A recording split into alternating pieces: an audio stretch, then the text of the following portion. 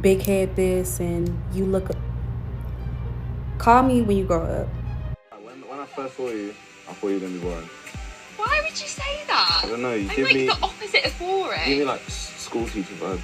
Pardon? What sexy school teacher Oh, vibes. thanks. I like a nice gal. Like, I like you to be kind. I think that's very important. You don't like when a girl's a little mean to you? Nah, that's not like attractive to me at all. Wow. Yeah. Sometimes girls will do that and they'll be like they were flirting with me. I was like, you called me a little bastard. And then, can I have a compliment? Hey y'all, welcome back to my channel. My name is Amaya and welcome back to Amaya's Unsolicited Opinions. In today's video, I'm going to be talking about negging culture and the normalization of it. What inspired me to make this video is recently I was negged, not only on the street, but in my DMs. I did not fall for the negging, but after I was negged, I was wondering why it is that this guy decided to insult me and then explain to me that he was negging me. So in this video, I'm going to be talking about negging and the normalization of it. So yeah, let's get right into the video.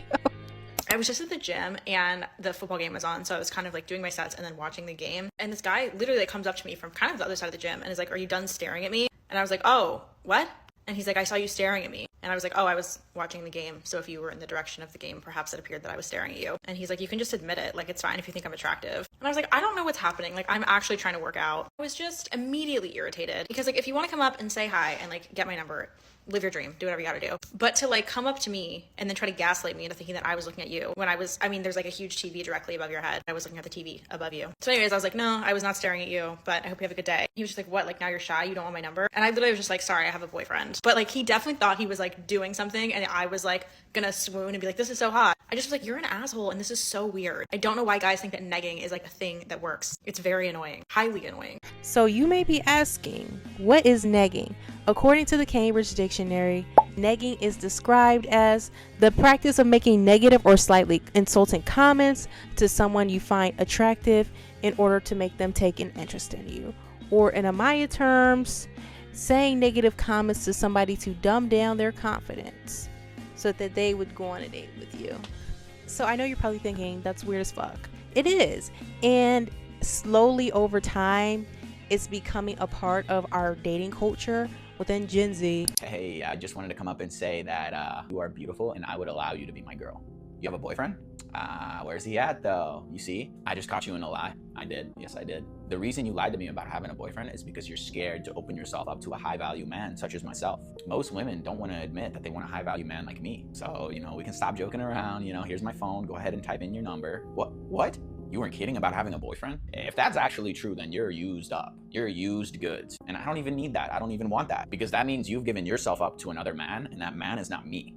And in a lot of the media we consume, specifically within the last couple Love Island seasons, a lot of the guys on there are going viral for literally insulting the women and being the most terrible men as possible.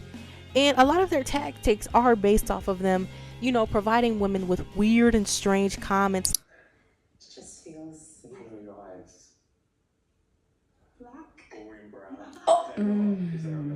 This man did not just say her eyes are boring brown. Nothing. I'm like, I hate this so much. Good. I feel like that would be alarming. Yes. Yeah. Maybe the new hair. All right. I'm kidding. Yeah. But it's been fun. Like, you look so beautiful with makeup on. Don't take it off, or like something like that. And it's like, you're saying I'm beautiful, but you're saying without makeup I'm ugly. Say, hurry up. Your nighttime routine takes forever. Can you close our curtains? You do look like a different person now. Do I? I don't think I do. No, you doesn't. You told me. Sorry. I did tell you that, but I also don't think I look different. And I've started to see this a lot more within this, like I was talking about in my last video, and within this public interview content where men are literally outside and women are recording themselves, and within the compliments men give women, it's almost done in a facetious and strange and manipulative way. Like, guys will go out of their way to, go up to the girl and be like, you must think you're all that. If I wasn't, why are you coming up to me, sweetie? If I wasn't all that, why did you see me out of everybody else on this street, out of everybody in this big city, and come up to me to insult me that way? Why do men think it's appropriate to approach women in public who are actively engaged in something? Like, I went to the park yesterday to have a little fall picnic by myself for my birthday. Yeah, happy birthday me. And this man came up to me while I was reading a book and just started asking me questions. What's your favorite color? Do you like to dance? What's your favorite sport? Where are you from? How old are you? Are you single or married? In what universe is that appropriate? And then he had the audacity to get a little snippy with me when he asked for my social media, and I said, sorry, I don't give that out to strangers. He's like, well, how are you gonna make connections? I don't wanna make a connection with you. Go away. I just can't ever imagine myself doing that. Like, it's so bizarre. And, you know, with the uprise of rage bait specifically, and with guys on the internet explaining to other men these different rage bait tactics and what you can do to make certain people upset, it coincides right next to this negging culture. As we know, Gen Z dating culture is horrific. Is something wrong? There was something wrong in the water when a lot of these Gen Z boys were being created.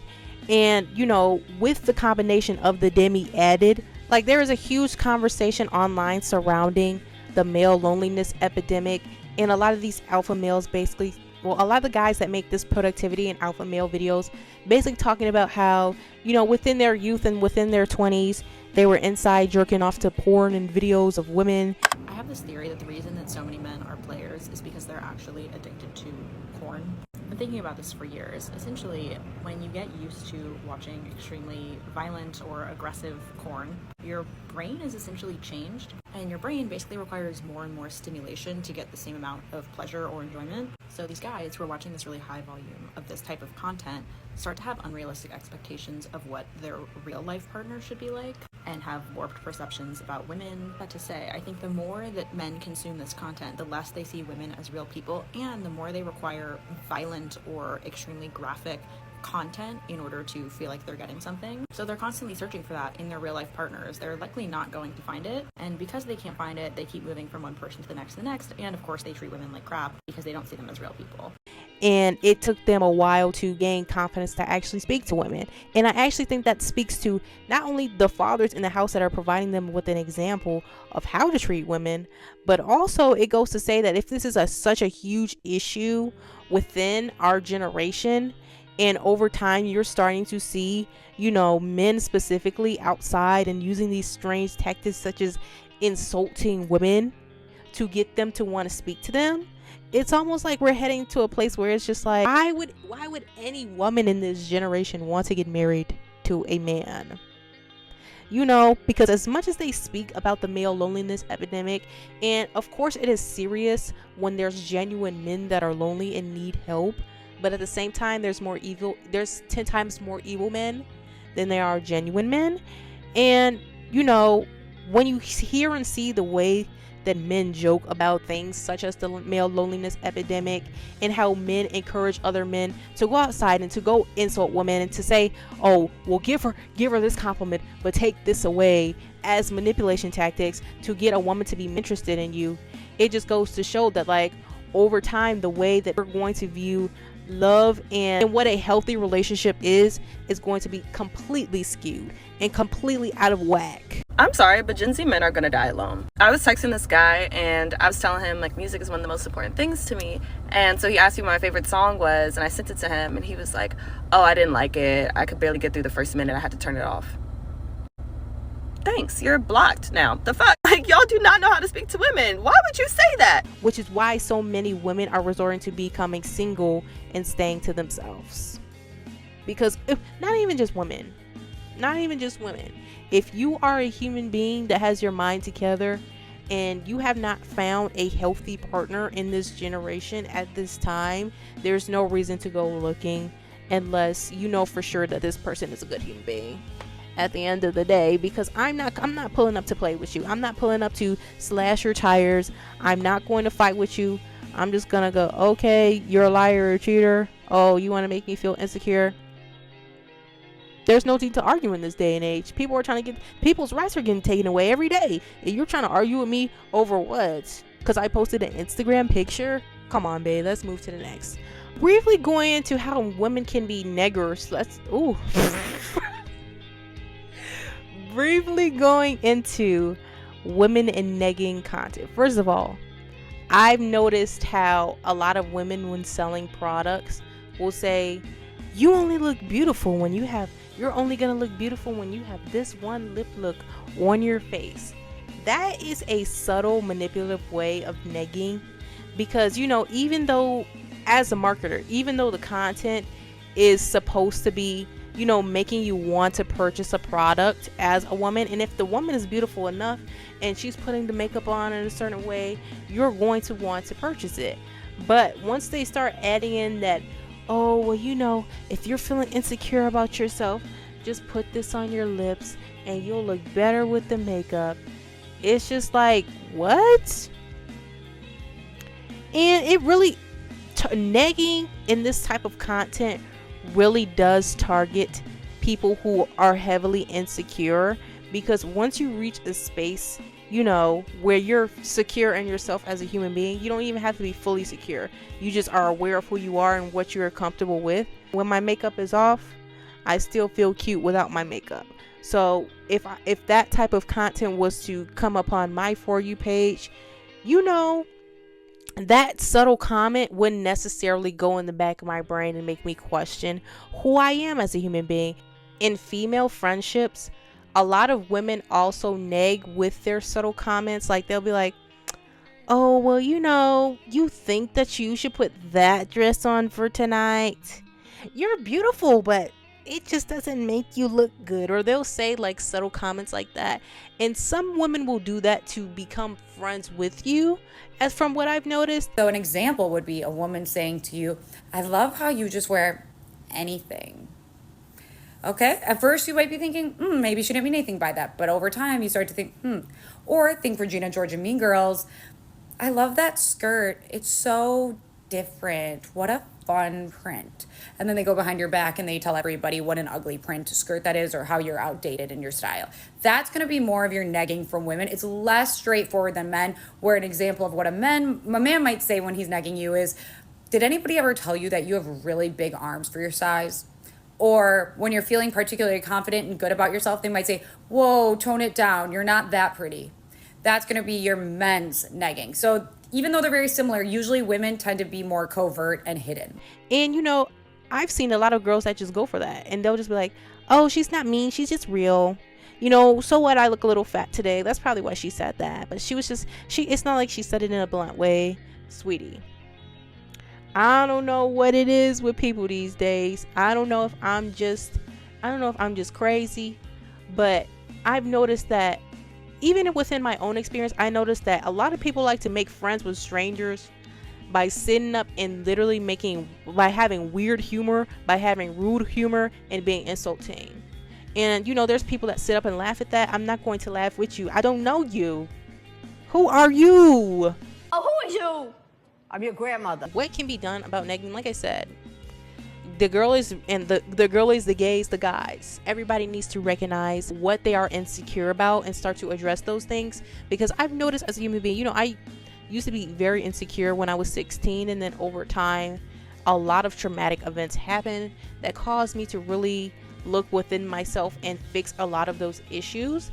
And now as somebody that's 20, you know, I'm still a baby, I'm still young, but I've noticed a huge difference between, you know, me doing that inner work compared to somebody who didn't. And, you know, the vulnerability that there is, because when you're a person that has not addressed those issues, and it's normalized in society to be insecure and, you know, to just joke about those issues and to not think they're serious, things like this happen. And that's how you encounter a lot of toxic people. Because for me, immediately when you're coming up to me negging and you're coming up to me with this red flag behavior, saying weird and rude things to me, and I'm supposed to be a stranger, and it's supposed to be, you know, your first perception of somebody is supposed to be their best perception, and you're coming up to me acting funny, babe, I'm about to clock you. Because if a guy is coming up to you talking crazy like that, or if a girl, or if anybody's coming up to you talking crazy like that, you should quickly clock their tea and go on with your day, unless they're violent. But in reality, real flirting should be complimenting people and just treating them with respect, love, being romantic. Be romantic, be sexy, be fun, be cute, be hot, be flirty. But as a girl, you don't need to be trying to be funny and be flirting with a guy and say, you're so stupid and you're such an idiot and I hate the way you dress and you look and you talk, but you're so hot, because that's so demeaning and so unattractive. And if I was a man, I would never want to talk to you. And that's not only just talk about straight relationships, but this also applies to any relationship under the spectrum. Nobody should be sitting up demeaning you on a daily, and nobody should be disrespecting you, whether you choose to be in that relationship with them or not. But what I've noticed from these people who do get relationships out of this negging is once people start to gain consciousness in the relationship and, do that inner work and go to therapy and, believe I deserve more, a lot of these neggers, these people that have created these relationships from these weird flirting and, just weird events, like guys being like, right now you look like a 6, but if you go to the gym with me, you look like a 7, and the girl chooses to be in this relationship with him, 9 times out of 10, these people don't end up growing, and the people that are with them realize that they're in an abusive relationship, or they don't, and the relationship is stagnated and there's nothing healthy about it to continue on. It's why this is such a generational cycle of why so many people's parents don't like each other.